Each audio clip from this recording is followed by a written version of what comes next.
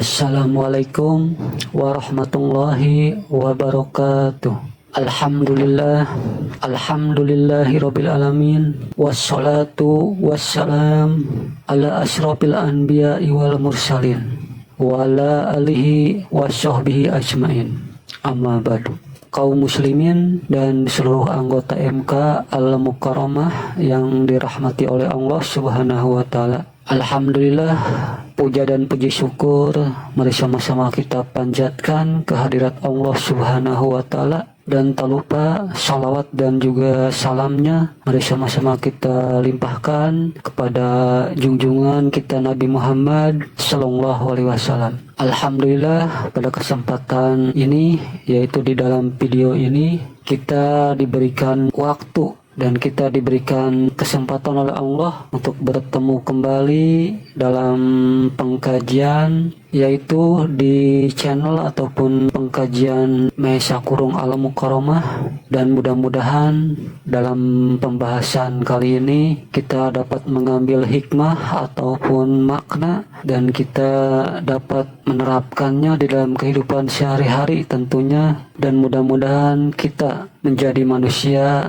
yang lebih baik dari manusia yang lainnya, dan mudah-mudahan pula kita dijadikan oleh Allah sebagai manusia yang bermanfaat bagi manusia yang lainnya. Amin ya Allah ya Rabbal alamin. Di dalam video ini insya Allah kita akan membahas ataupun mengkaji, yaitu cerita mengenai iblis ataupun cerita asal mulanya iblis. Cerita ini sangat unik dan sangat menarik sekali, dan dapat kita jadikan tolak ukur ataupun pengkajian bagi diri kita, karena yang namanya iblis ini dia adalah makhluk Allah, makhluk yang Allah ciptakan, dan iblis ini merupakan salah satu makhluk yang taat beribadah, yang sangat taat beribadah kepada Allah. Bahkan iblis ini diberikan penghargaan oleh Allah, yaitu sebagai imamnya para malaikat. Saking taatnya dia beribadah kepada Allah. Dan bagaimana iblis ini sampai dilaknat oleh Allah? Mari kita sama-sama simak ceritanya di dalam video ini. Mudah-mudahan kita dapat mengambil maknanya ataupun pengkajiannya, agar kita dapat mengukur ataupun menjadikan tolak ukur, agar kita menjadi manusia yang lebih baik tentunya. Dan kita pun harus berhati-hati. Iblis ini merupakan musuh yang nyata bagi manusia, karena dari iblis inilah terlahir suatu dendam kepada manusia, yaitu kepada anak cucu Adamnya. Merupakan dendam bagi iblis dimanapun manusia ataupun anak cucu Adam berada, maka iblis ini akan selalu mengganggu ataupun akan selalu menghasut, dan tentunya membawa ataupun akan selalu menjerumuskan kita ke dalam kekufuran ataupun kemusyrikan kepada Allah tentunya. Sebelum kita mulai pengkajiannya, saya mau ucapkan banyak terima kasih untuk guru besar Abah MK dan Umi MK. Alhamdulillah, dengan bimbingan beliau, Abah dan Umi MK, kita menjadi tahu sejarah-sejarah Islam yang sangat luar biasa sekali, yang tentunya sejarah ini dapat kita jadikan sebagai pembelajaran ataupun pengkajian dan juga tolak ukur bagi diri kita, agar kita dapat berhati-hati ataupun agar kita dapat menjadikan cerita ini sebagai cerminan agar kita tidak terjerumus ke dalam lembah kemaksiatan tentunya. Mudah-mudahan Abah dan Umi MK beserta keluarga mendapatkan kebaikan, ya, baik itu kebaikan di dunia maupun kebaikan di akhirat kelak. Dan mudah-mudahan Umi MK selalu dipanjangkan umurnya dan diberikan kesehatan rohani dan jasmaninya. Amin ya Allah ya Rabbal alamin. Bismillahirrahmanirrahim.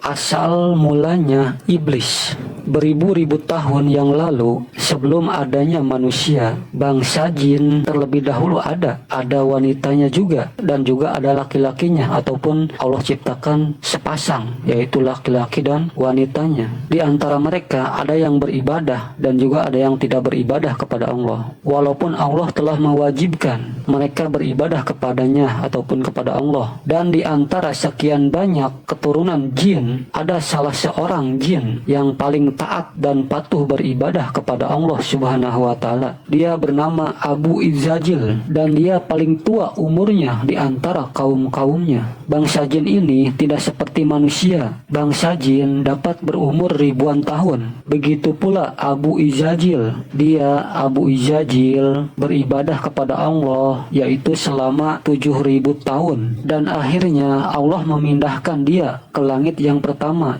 yaitu memindahkan Abu Izzajil ke langit yang pertama, dan di situ pun dia beribadah selama 7.000 tahun lagi, yang tiap-tiap dari akhir ibadahnya dia dipindahkan terus, yaitu dari langit ke-1 sampai langit ke-7, yang masing-masing 7.000 tahun lagi dalam setiap ibadahnya. Berarti dia Izzajil telah beribadah selama 56.000 tahun beribadahnya kepada Allah, dan dikarenakan ketaatannya maka Allah pun mengangkatnya yaitu kepada tingkatan yang lebih tinggi lagi, yakni tingkatan Al-Muta'ali, yaitu tingkatan tersebut adalah tingkatan yang sangat tinggi sekali di mata Allah maupun di mata para malaikat-malaikatnya. Dan Allah pun menobatkan dia jin Izzajil sebagai Al-Imamin Sidratul Muntaha, yakni sebagai imamnya para malaikat di surga, dan mendapatkan julukan Habibullah yang dekat dengan Allah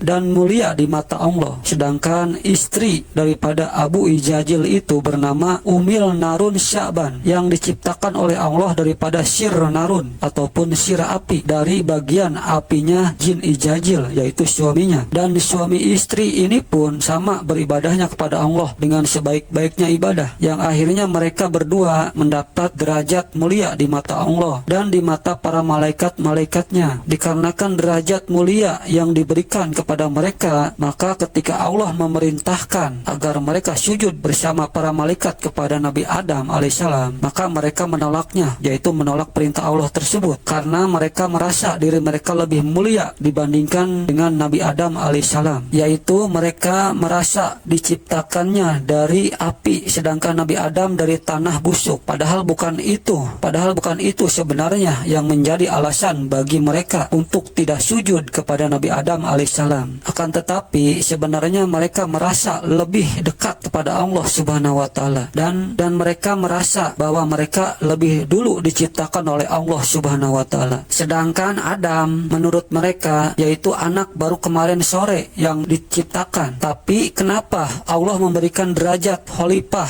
kepada Nabi Adam bukannya kepada mereka berdua, yaitu Umil Narun Sya'ban dan Abu Izzajil? Sebab ketika Adam alaihissalam diciptakan, maka nafsu yang menyusup ke dalam tubuh mereka yakni nafsu lanatullah, sehingga mereka dirasuki oleh perasaan iri, syirik dan dengki, dan timbul suatu penentangan dari dalam dirinya, sebagaimana pertama kali nafsu tersebut dipanggil Tuhannya oleh Allah. Dalam firman Allah mengatakan, Bismillahirrahmanirrahim, Qallama man akka Allahu tasjuda ij'amartuka, yang artinya, apakah yang menghalangimu untuk bersujud kepada Adam di waktu aku menyuruhmu, Umin Narun Sya'ban dan Abu Izzajil? Lalu mereka berdua menjawab, Qala anna khairum minhu khalaqtani min nari wa khalaqtahu min tini, yang artinya, saya lebih baik daripada Adam, engkau ciptakan saya dari api, sedangkan dia Adam engkau ciptakan dari tanah.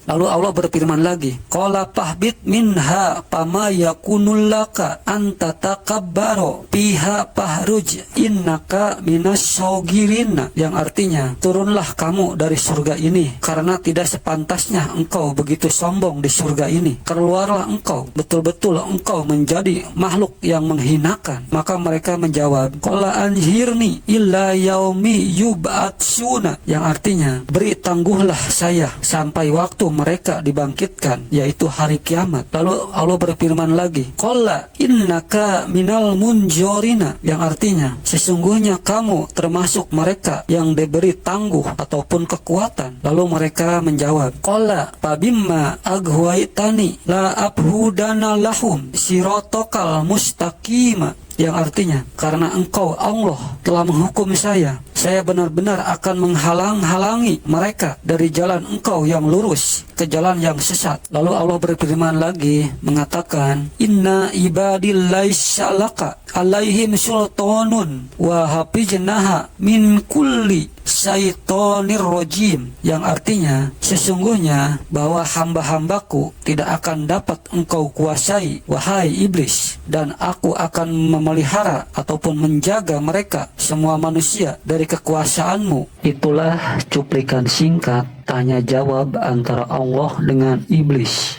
atau bisa dibilang perdebatan antara Allah dengan iblis. Dan bila kita lihat arti daripada firman-firman tersebut, sudah jelas bahwa iblis dan laskarnya akan mengancam kita, dan akhirnya ancaman daripada iblis itu pun terjadi ataupun menjadi kenyataan, yakni ketika menghasut ataupun menjerumuskan Nabi Adam alaihissalam dan Siti Hawa, sehingga akhirnya mereka mendurhakai Allah, dan Allah pun mengusir mereka berdua, Nabi Adam dan Siti Hawa, dari surga ke dunia dengan sangat menghinakan sekali. Dalam firman Allah Subhanahu wa taala, Bismillahirrahmanirrahim, Falamma jaqas syajarata badat lahumma sawatuhumma, yang artinya tatkala keduanya yaitu Nabi Adam dan Siti Hawa telah memakan ataupun merasakan buah huldi itu, tampaklah bagi mereka keduanya aurat-auratnya. Maksudnya mereka jadi bugil ataupun telanjang bulat. Kaum muslimin dan seluruh anggota MK Al-Mukarramah yang dirahmati oleh Allah Subhanahu wa taala. Karena apa Allah menciptakan Hawa ataupun wanita bagi Adam alaihissalam? Karena Nabi Adam alaihissalam dikeroyok dua, yakni suami istri daripada iblis tersebut, sehingga perbandingannya 1-2. Maka diciptakanlah Hawa ataupun wanita, yang maksudnya agar Nabi Adam alaihissalam ada teman ataupun pasangannya. Akan tetapi malah karena dia Siti Hawa, Nabi Adam jadi kalah ataupun tergoda, hingga akhirnya diturunkan ke bumi ataupun ke dunia, yaitu pada bulan Muharram, tepat di hari Jumat, yaitu di tengah malam. Mereka berdua diturunkan ke dunia ataupun ke bumi pada tempat yang terpisah-pisah ataupun dipisahkan. Kasihan sekali mereka berdua, yaitu Nabi Adam dan Siti Hawa. Dan iblis pun diturunkan pula pada saat Adam dan Hawa diturunkan ke bumi ataupun ke dunia. Padahal Allah menciptakan Adam ataupun Hawa dan iblis adalah untuk beribadah kepadanya, bukan untuk mendurhakainya, seperti dalam firman-Nya, Bismillahirrahmanirrahim, wa ma khalaqtul jinna wal insa illa liya'budun, yang artinya tidak aku ciptakan jin, iblis dan manusia kecuali untuk beribadah kepadaku ataupun menyembahku. Dan setelah Adam dan Siti Hawa diturunkan ke dunia dengan dipisah-pisahkan, akhirnya Jibril alaihissalam dengan perintah Allah agar mempertemukan mereka berdua, yaitu Nabi Adam dan Siti Hawa kembali, dan disuruh melakukan tawaf ataupun mengelilingi Hajar Aswad, yaitu batu hitam yang dibawa malaikat Jibril dari surga, yakni bekas duduknya Nabi Adam alaihissalam dahulu di surga bila beliau sedang meresapi keindahan daripada surga itu.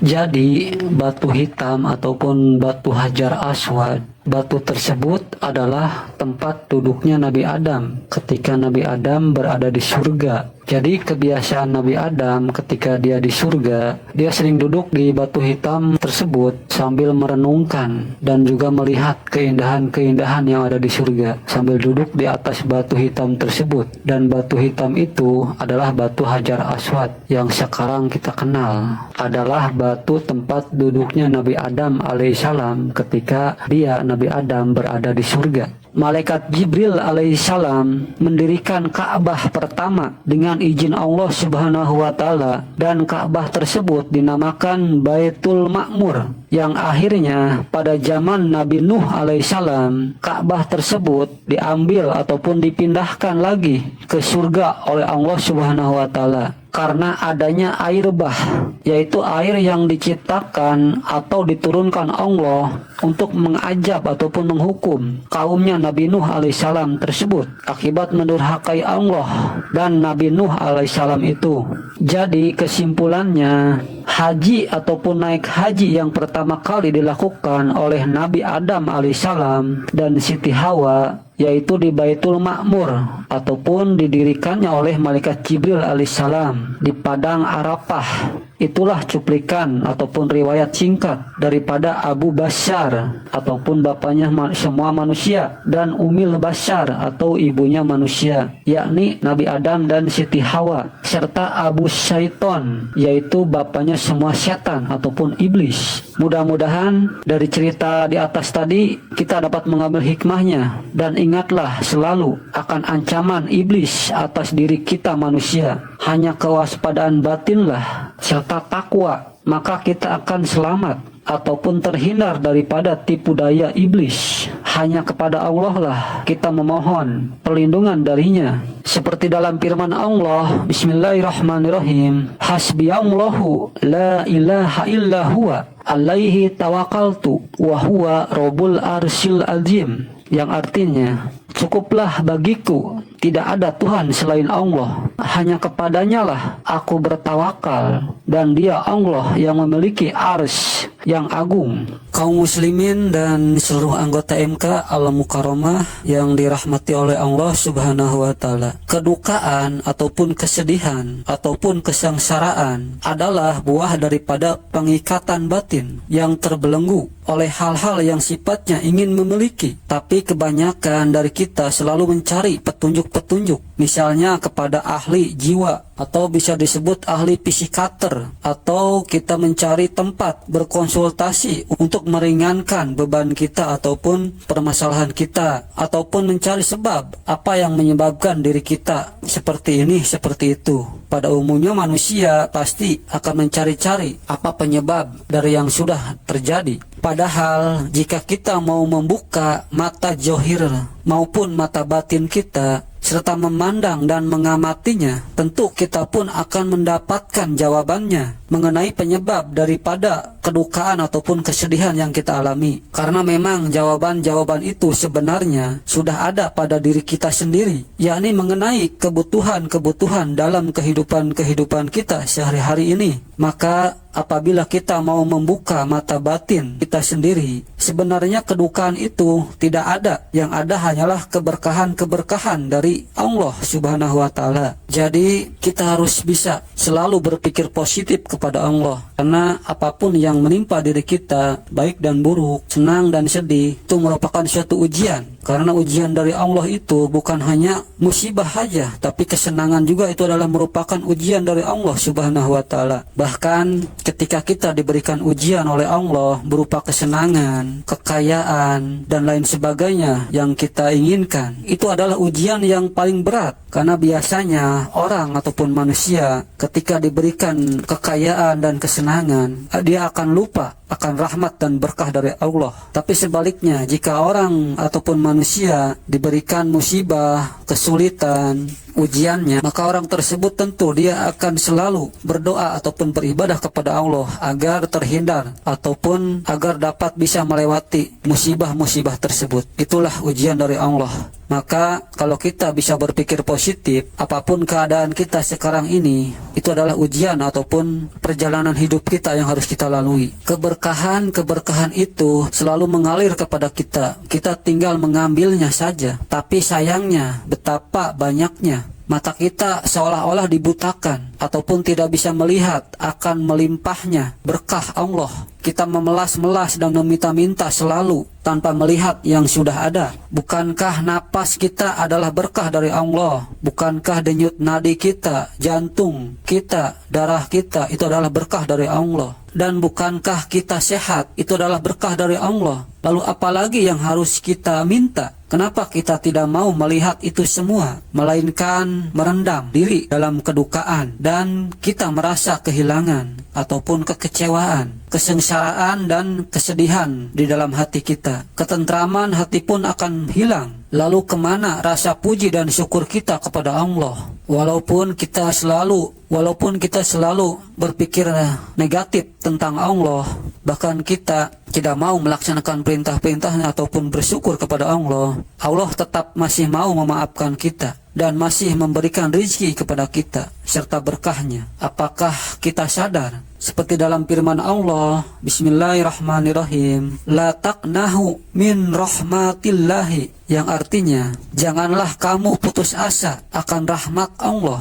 Lihatlah firman Allah tersebut. Bukankah kita masih tetap dihibur, walaupun kita tidak pernah bersyukur akan rahmat Allah yang diberikan kepada kita tiap-tiap harinya? Maka hanya batin yang tak memiliki ataupun tak terikat yang akan membebaskan diri kita dari lembah duka dan kesengsaraan, serta akan menimbulkan kewaspadaan batin yang tinggi. Tentunya berkah-berkah yang diberikan oleh Allah kepada kita tentunya akan ada timbal balik dari kita kepada Allah Subhanahu wa Ta'ala yang memberikan rizki dan berkah pada kita dan keluarga kita sendiri. Bukankah kita antara manusia selalu tidak lepas daripada pamrih? Misalnya saja kita ditolong oleh seseorang, maka sudah pasti kita pun ingin membalas budinya daripada pertolongannya itu. Akan tetapi, bukankah baiknya pamrih kita itu hanyalah kita khususkan kepada yang menghidupkan dan mematikan kita? Itu jelas lebih menguntungkan daripada pamrih antara manusia yang tidak bisa memberikan syafaat dan mudarat bagi kita. Kita bisa menjilat-jilat, memuji, serta menyanjung dan merendahkan diri benar-benar kepada orang yang telah menolong kita dari kesulitan. Tapi kenapa kita tidak bisa menjilat-jilat dan merendahkan diri kita kepada yang memberikan rizki itu semua, yaitu kepada Allah?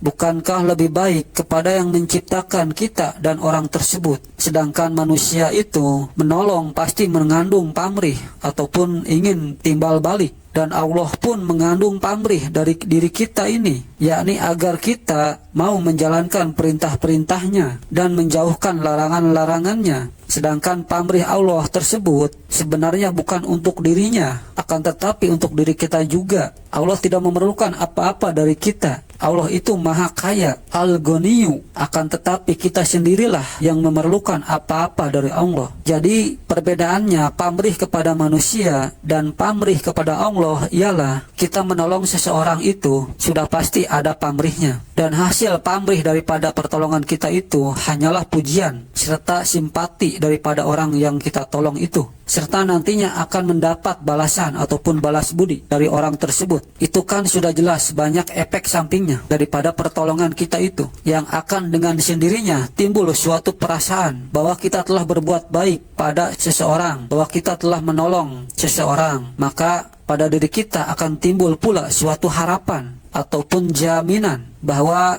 nantinya orang yang kita tolong itu pun pasti tidak akan melupakan pertolongan kita, serta pada suatu saat nanti bila mana kita membutuhkan pertolongannya, bukankah pasti dia akan menolong kita juga? Itu sudah pasti menurut kita, karena dulu kita pernah menolongnya. Pasti kalau kita membutuhkan pertolongannya, pasti dia pun akan menolong kita. Dari perkiraan kita itu, bukankah sudah menimbulkan perasaan ria dan juga perasaan ujub tanpa kita sadari? Dan apa hukumnya bagi orang yang ria serta ujub? Jadi sudah jelas banyak ruginya daripada untungnya apabila kita berharap pamrih kepada manusia juga, sedangkan apabila kita berpamrih kepada Allah itu sudah jelas banyak untungnya daripada ruginya. Misalkan saja kita ini tidak pernah meninggalkan sholat dan amal ibadah yang lainnya karena Allah semata, lantas saja kita mengucapkan, "Ya Allah, lihatlah diriku ini,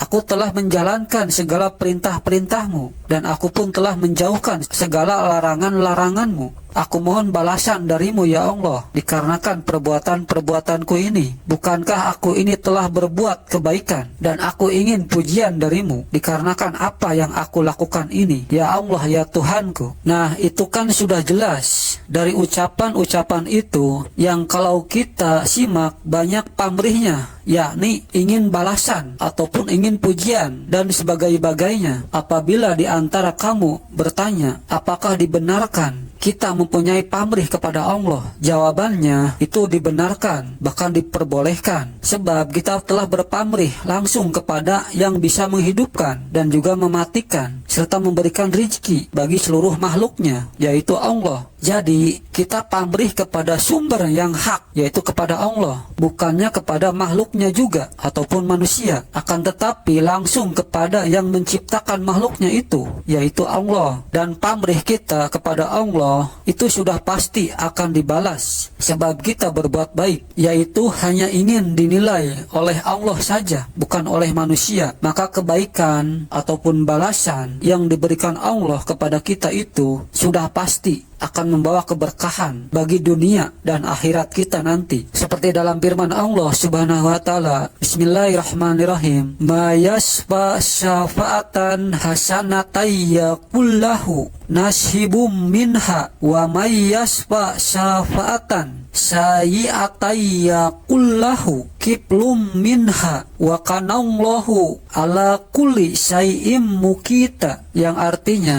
barang siapa yang memberikan syafaat yang baik karena Allah semata, niscaya dia akan memperoleh bahagia syafaat yang baik juga. Dan barang siapa yang memberikan syafaat yang buruk karena manusia, niscaya ia akan memikul dosa-dosanya, dan Allah Maha Kuasa atas segala sesuatu.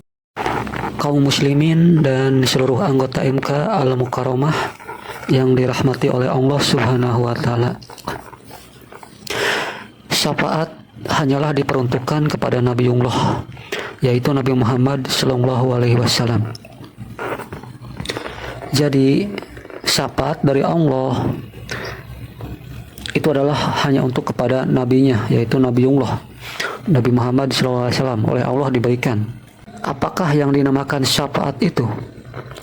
Syafaat adalah merupakan suatu jaminan dari Rasulullah kepada umatnya, dengan izin Allah tentunya.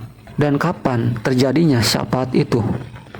Terjadinya syafaat yakni ketika Rasulullah diwarisi haknya daripada Bismillahirrahmanirrahim oleh Allah Subhanahu wa taala dengan perantara malaikat Jibril alaihissalam yang bertepatan dengan menitisnya ghaibul hak ke tubuhnya beliau, yakni ketika beliau berada di dalam kandungan ataupun masih berbentuk janin di dalam kandungan ibunya.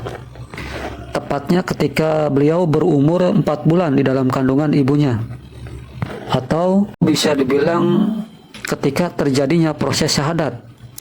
Seperti di dalam video sebelumnya sudah dijelaskan mengenai proses syahadat dan mengenai terjadinya penitisan al-ghaibul haq kepada Rasulullah, kepada Nabi Muhammad ketika beliau berada di dalam kandungan. Itu sudah dijelaskan panjang lebar di dalam video sebelumnya. Dan ketika proses daripada syahadat itu selesai, lalu malaikat Jibril menurunkan bismillah kepada beliau Nabi Muhammad. Jadi itulah cerita singkat tentang asal iblis diturunkan ataupun dimendurhakai Allah. Dan di video berikutnya insya Allah kita akan bahas tentang proses penerimaan mukjizat Bismillahirrahmanirrahim ataupun penurunan Bismillah kepada Rasulullah, kepada Nabi Muhammad oleh malaikat Jibril alaihissalam. Kita lanjut pembahasannya di video berikutnya. Mudah-mudahan di video ini kita dapat mengambil hikmah dan juga kita dapat mengambil pelajaran yang sangat berharga. Mudah-mudahan kita dapat terhindar dan juga mudah-mudahan kita